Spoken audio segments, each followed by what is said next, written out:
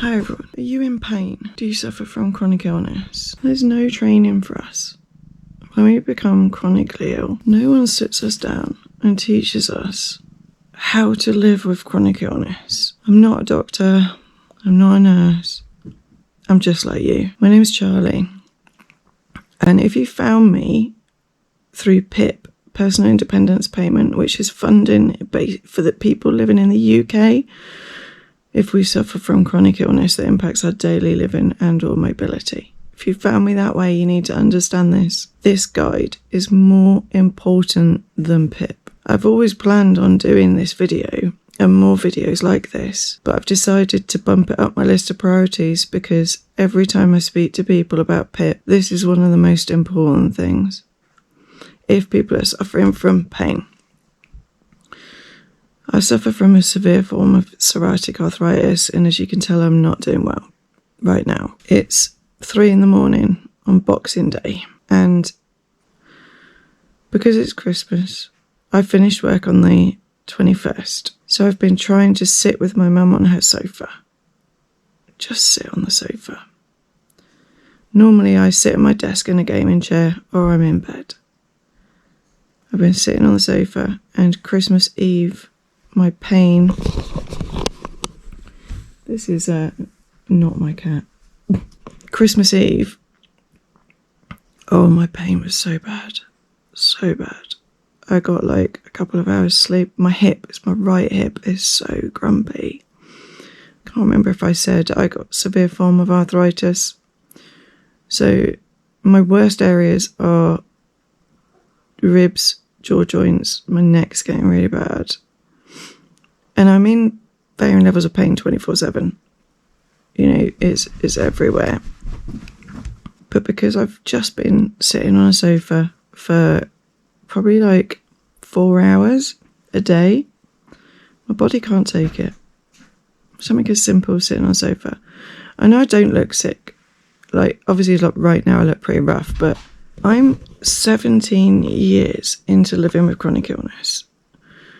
And I lost 12 years of my life. 10 years was due to really severe treatment and side effects, as well as living with the illness itself. Oh, the camera's jumping. I really hope it's not jumping. Yeah, I lost 12 years of my life. 17 years into it. 12 years it took me before I started to get a grip of chronic illness.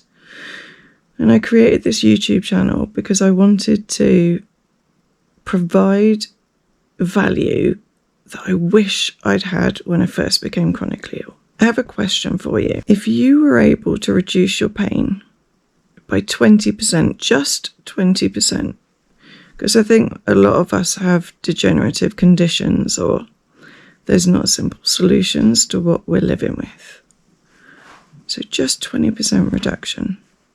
How would you feel? How much would that improve your quality of life? If the answer is, Charlie, it would make so much difference. It's absolutely possible.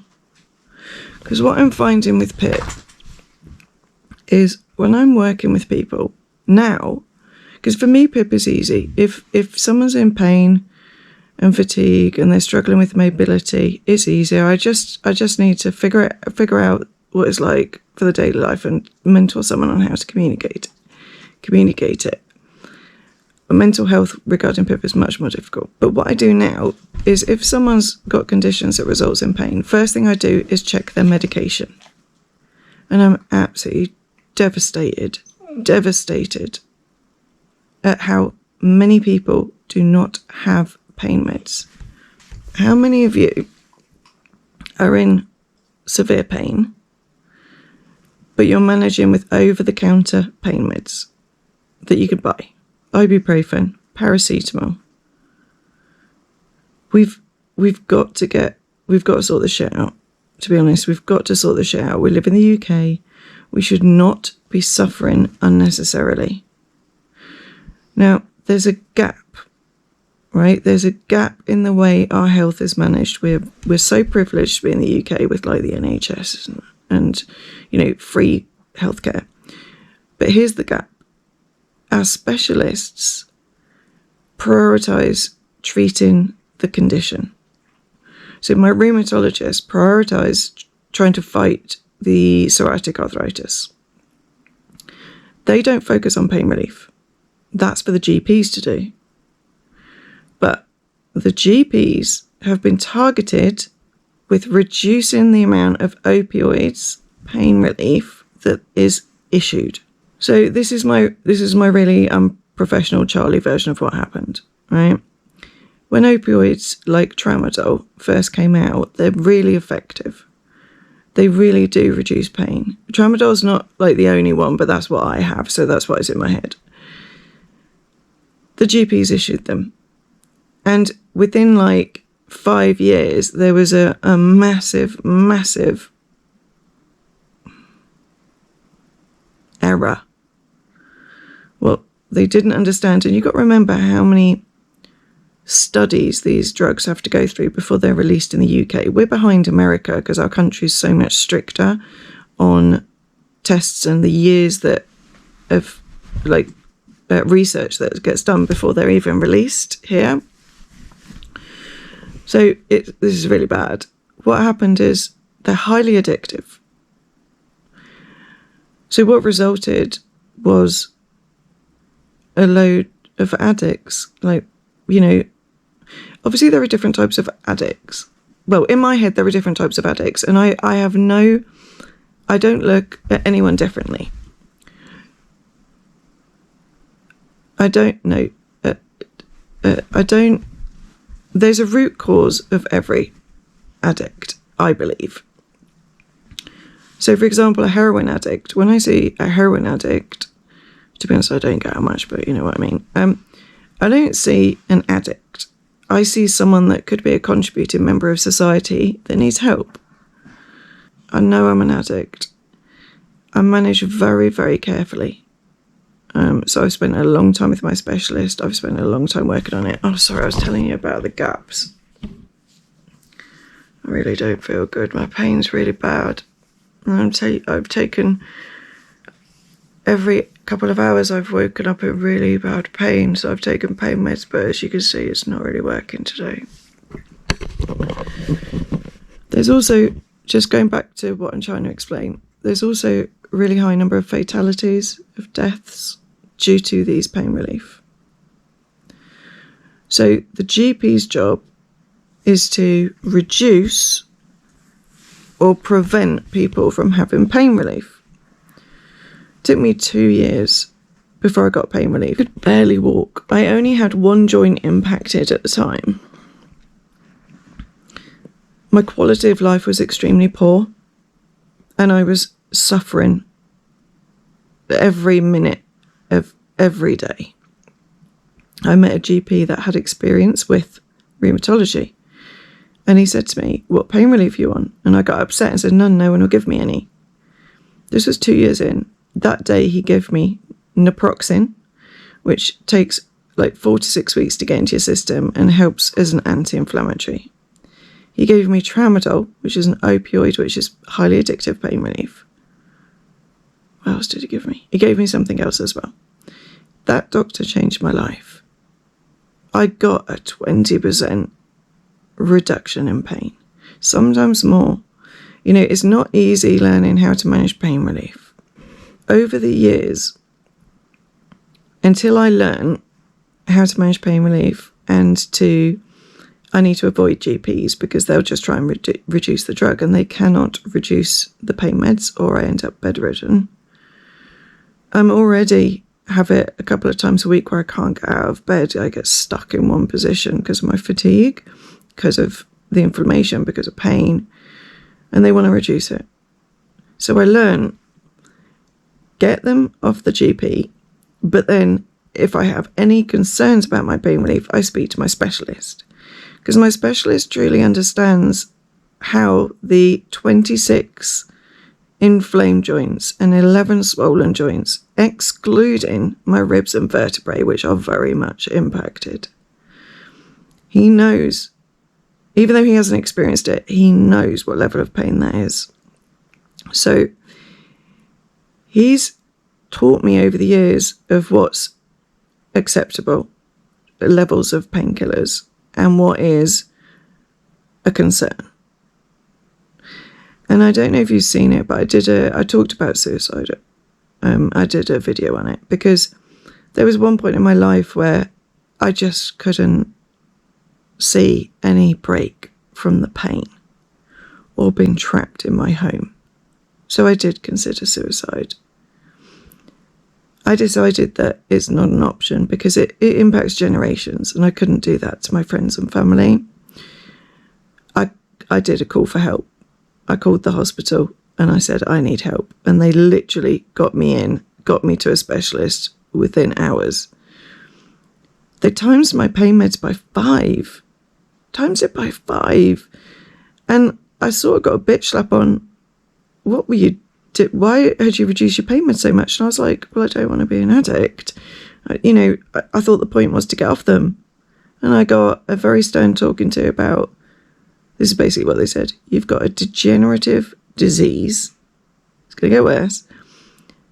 And your disease shows itself in pain. What were you wishing it away?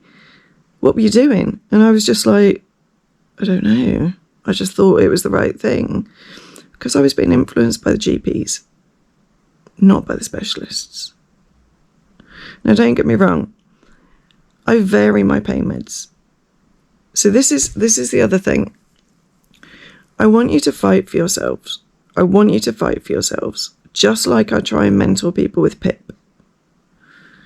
With PIP, if you live in the UK and you suffer from chronic illness and your daily life is impacted and it meets the points, I encourage people to fight for it. Fight for it. You're entitled to it.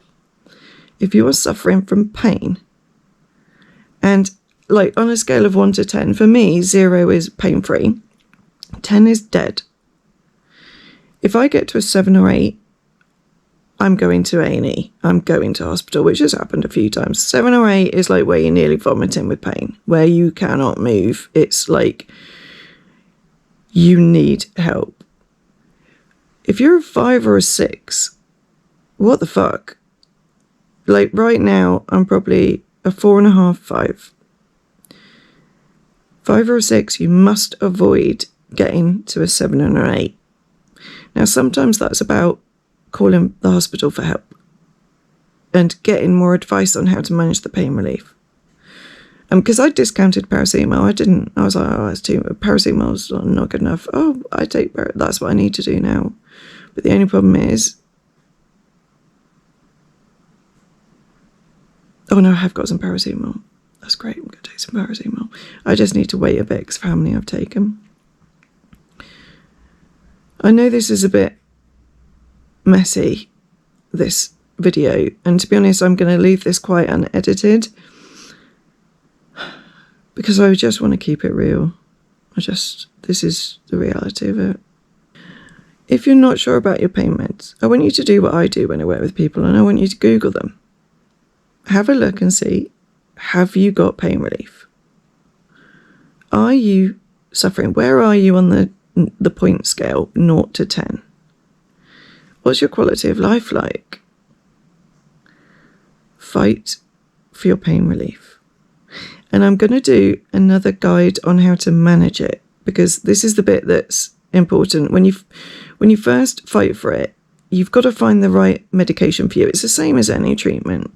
Like tramadol works great for me, but a lot of people just can't take to it. They just makes them feel weird. They don't like it. By the way, if you get a pain relief and it makes you feel really drowsy and a bit scared, you need to reduce the dose. Okay? So don't just think, oh, it makes me feel that way. Reduce the dose. Okay? Start slow on the pain meds.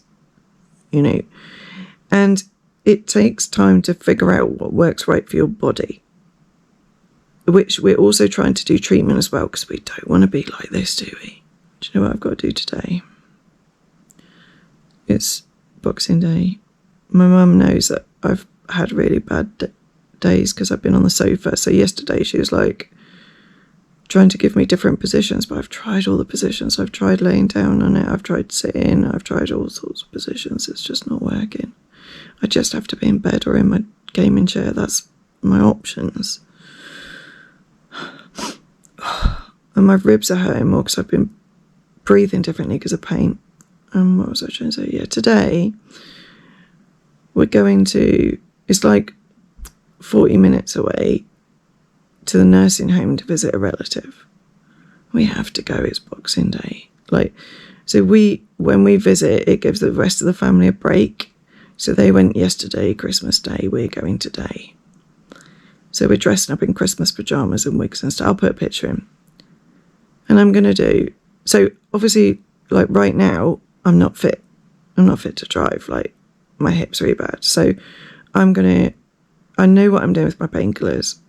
So by the time I finish this, it's 3:30 in the morning. We're leaving at 10. It's going to take me that long to reduce the pain and be fit to drive. And then I'm going to do what we do best. I'm going to act like I'm okay.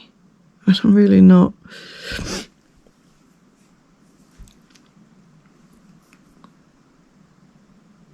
I desperately don't want to cry. I could just, when you feel a bit of a wave of it and you're like, no. I can't cry. If I cry, my jaw joints, it's so bad. And I just can't deal with that as well. So, I'm okay. Just breathe. We're so fucking good at acting like we're okay. Well, that's part of the problem, isn't it? Invisible illnesses. A lot of us have got. I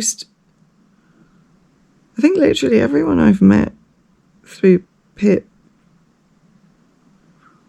has an invisible illness. I've helped some people where they have a relative that's like a child that's autistic or severe cerebral palsy. But most people I talk to is an invisible illness. So we have that blessing and a curse, where actually it's more difficult for us because people just don't understand what it feels like on the inside. But I'm not going to let my mum know how bad it is. But as soon as we get back, I'll be in bed. And I just... Right. Let me get my shit together. You can easily get a 20% improvement in your quality of life with the right pain meds. Now, if you're in palliative care, it's a different category. But again, there is good pain meds. This is really for people that are like me. You're chronically ill. You didn't plan for it. Right? This is so much more important than PIP. You deserve to have a reasonable quality of life. You deserve to have a pain reduction. Just have to fight for it. And I will do another guide on how I manage the pain relief, because there's so many variables. You can't just... I'm not even going to go into it. My only caveat with this is I'm not trying to create addicts. I don't want people to turn around in 2 years' time and say, Charlie, you told me to get pain relief, now I'm an addict, it's all your fault. None of that bullshit. You're all adults. My channel is rated, so you've got to be over 18. You must work with professionals on this. Not me, professionals. Medical professionals on this. This is not something we can do alone. So I want you to work with medical professionals, but I want you to stand your ground. I want you to understand why the GPs aren't issuing the pain meds, why they try and reduce them if you've managed to get them in the past or currently. You've got to fight for what you know is right for your body. That's what I'm trying to empower you to do. I really hope that this helps. And again, I'll do the other guide soon. And just remember, we're not alone. We're not alone. And I want to thank all of you that are watching the guides and that are commenting and emailing me, because I cannot tell you how much is helping my mental health. And my mental health's pretty good, but every time I speak to someone, or I email someone, or I reply to a comment, I just feel less alone. And right now, I feel really alone. I know there are millions of us. We just feel so alone. Pain does that to us. So I'm going to get up. It's going to hurt a lot. And I'm going to log on. And I'm going to check the comments. Take care of yourselves. Oh, can you, if you do manage to get pain relief, could you do me a favour and comment so that other people can see? Like, those of you that have been commenting about PIP when you've been winning, it's fantastic. I want people to hear from not just me, not just my success stories or challenges, but I want them to see that this has made a difference. And I want us to share like helpful things. So if you do go from whatever your situation is now and you fight for your pain relief, can you comment and say what percentage increase you had with your quality of life? So hopefully we can empower other people to get the right help. Okay, thank you so much. And just thanks for listening. I really appreciate it.